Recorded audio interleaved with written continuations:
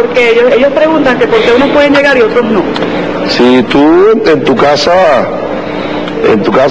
valga el ejemplo, llega un hermano tuyo, puede entrar hasta cualquier sitio y entrar a la casa. Si llega un desconocido, debe tener algunos parámetros. Ellos tienen los mismos derechos, pero no las mismas intenciones.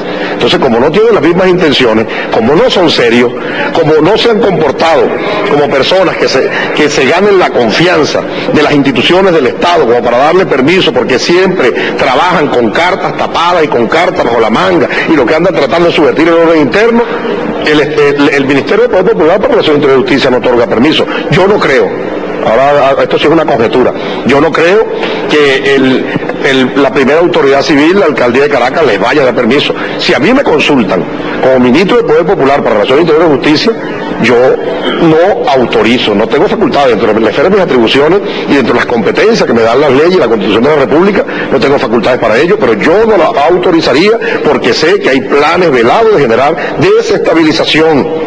Entonces, si nosotros sabemos que hay planes, porque manejamos los órganos de inteligencia, porque los tenemos infiltrados, porque en sus reuniones tenemos gente nuestra, porque en función de ellos hacemos los informes, en función de ellos hacemos nuestra planificación de Estado.